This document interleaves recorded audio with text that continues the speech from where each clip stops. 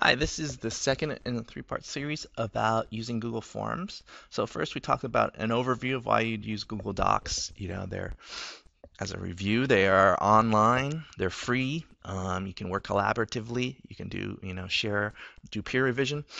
Specifically, we're going to talk about Google Forms today. So, a lot of people know about the documents, and some people have done their presentations there, but Form is kind of a feature that maybe is underutilized. So you would go to your Google Docs and just go to, let's do that again, create new, and then spreadsheet, and then form is the fourth one. So you just click there, and this is what you get.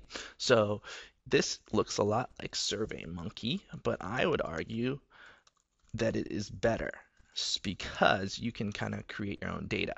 And so this is for, let's say this is your beginning survey. You want to get to know your students. Um, was what is your favorite book? So you can do something like this. Let's just say it was multiple choice. There's only four answers. So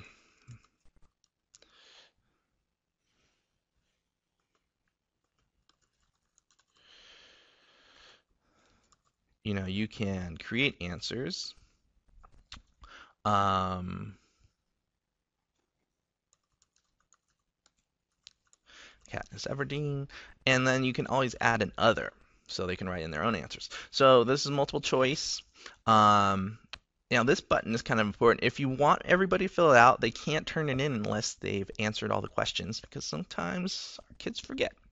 So you might want to click that and you hit done, and there's what your question looks like when they look at it. Second question. So there's two that are pre-formatted. You don't always have to make them multiple choice. You can make them otherwise. So to edit a question, you just scroll over here and go to the edit key. This one duplicates, this one trashes it. So let's get edit. Now let's say we want to get more information, but it didn't lend itself to multiple choice, and you don't care about, the data per se. Who was your teacher last year? English teacher. So I'm just going to keep it as the text option, and that gives them, one line. It's kind of an unending line where they can write in information. If it's a short answer, that's perfect for that. Now, to do a third question, I'd go up to the top, click on it, and then hit, let's say, a paragraph text. Now, they could write, what did you do over the summer?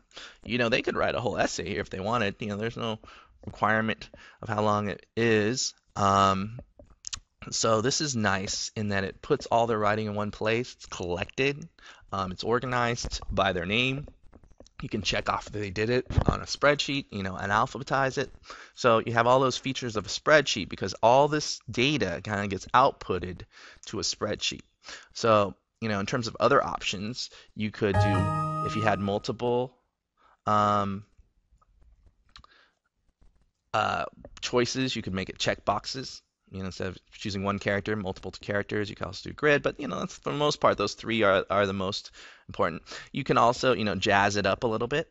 So instead of having the regular theme, we can pick this spicy theme, and then your quiz suddenly looks like this. So we just need to apply, and now it's there. It's just you can't see it when you're working on the draft. And then when you're done with it, this is how it'll look in terms of a spreadsheet. So it makes a spreadsheet. There were your questions. Every time somebody does it, their answers are displayed there. I forgot to do one thing. At the very beginning, you want to have a blank in which the kids, write in their name. So let's say, what is your name? First, comma, last. Um, and make this a required question. Then we make sure they have their name. And then we can always move these around. So let's say, even though I did that fourth, I can move it up to the front and make that the first question. If I hit save, even though I've already published this survey, um, if somebody was to go back to it, sorry, I gotta find it here. My big mess. Boy.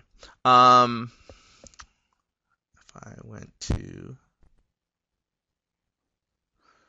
here and I hit go to a live form, now you're going to see, what is your name is the first thing, favorite character, English, and then here. And then they have to hit submit, and then once they do, you get all the answers in the time in which they submit it. So you can actually use this. I've seen teachers use this in a computer lab where it was their kind of starter to get kids talking about, favorite book characters, things like that. So that's kind of how you do a survey using Google Forms. The last part of this is that you could embed it. So if you have a web page, it'll give you a code, or you could just use down at the very bottom. There is a code. So let's go back to the form. And if I go to live form, I can see my web address and I can copy that. So I can either embed it into a web page or I can just use that link. I can email it to kids and then they have access form and can complete my survey. So that's how to use surveys. Students can create their own surveys and survey each other, but it's easy to use and you get all the data to collect. All right.